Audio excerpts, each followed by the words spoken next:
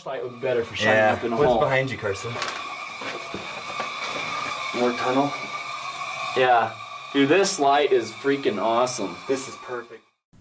여러분, 만약 친구가 몸만 간신히 들어갈 크기의 세워진 플라스틱 원형통에 몸이 꽉 끼인다면 어떻게 꺼내주실 건가요? 여러 방법이 있겠죠. 플라스틱이니까 공구를 이용해서 통 자체를 가르거나 통을 어떻게든 눕혀서 밑에서 밀고 위에서 당기고 이런 식으로 꺼내주던가. 그런데 만약에 끼인 통이 플라스틱 통도 아니고 눕힐 수도 없으면 어떻게 할까요? 심지어 친구가 그 통에 거꾸로 끼인 상태라면, 그리고 본인도 통 안에 들어가 있는 상태라 자유롭게 움직일 수 없는 상황이라면, 바로 이런 식으로 말이죠. 오늘은 실제로 이런 식으로 동굴에 몸이 끼었던 사건에 대해 이야기를 해볼게요. 2009년 11월 25일 새벽 미국의 유타주에서 있었던 일이에요.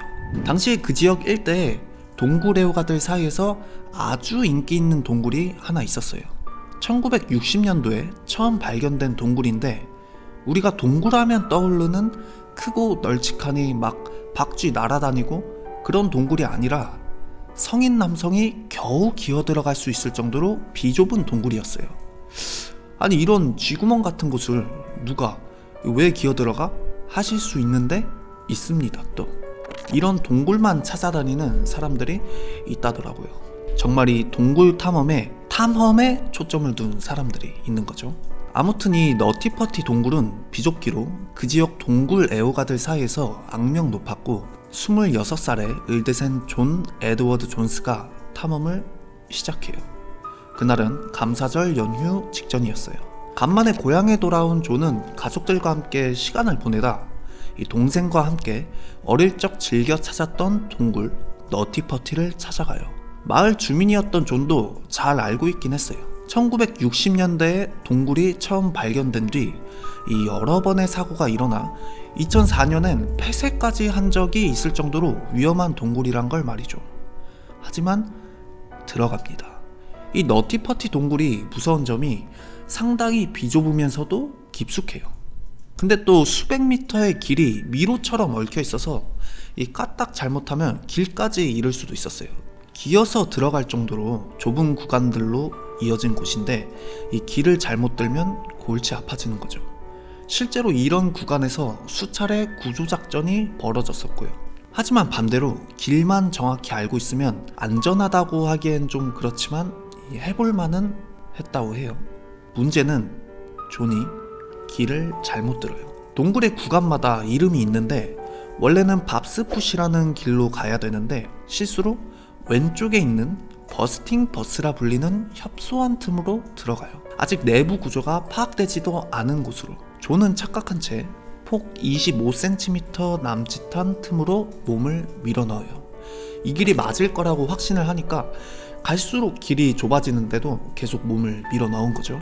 이 구간만 지나면 되겠지 하면서. 초반엔 40도에서 60도 되는 내리막이었는데 이게 가면 갈수록 점점 가파라지더니 70도에서 80도까지 순식간에 가파라져 버려요.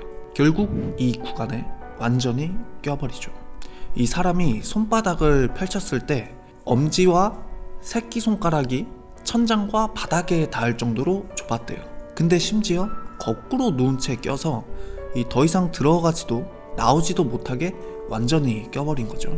바로 선체로 껴도 힘들 것 같은데 거꾸로 끼니까 탈출 시도도 제대로 못 해버리고 바둥바둥 하다가 그냥 끼인 거죠.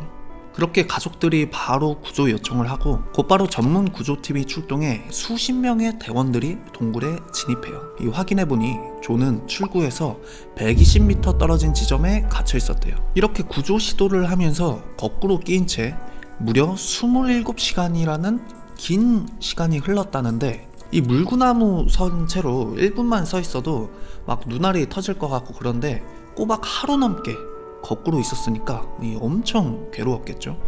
점점 시간은 흐르고 혈액이 머리로 쏠리고 심장이 압박되면서 호흡곤란으로 극심한 통증을 호소하기 시작했대요. 이 구조팀이 서둘러 도르래 장치를 설치해 존을 조금씩 끌어올리기 시작하는데 조금이나마 움직이다가 장비가 부서지면서 처음보다 더 깊숙한 곳에 들어가게 돼요.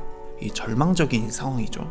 장비는 쓸 수 없는 상황이 되고 시간이 흐르면서 존의 상태는 급격히 악화되다가 결국 구조되지 못한 채 동굴 안에서 심장마비로 생을 마감하게 됩니다.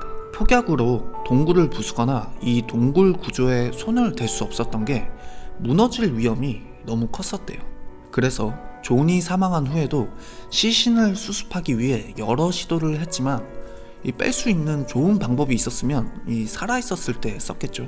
결국 시신 회수도 하지 못한 채 정부가 동굴 입구를 콘크리트로 그냥 아예 싹 막아버려요. 영구적으로 동굴 애호가들이 오지 못하게. 원래 사람 죽은 동굴이라고 소문이 나면 익스트림 즐기는 사람들 사이에선 반응이 뜨거워질 테니까.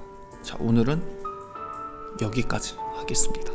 다음에는 무작위로 좌표를 만들어준다는 란더노티카 어플에 대한 이야기를 한번 해볼게요.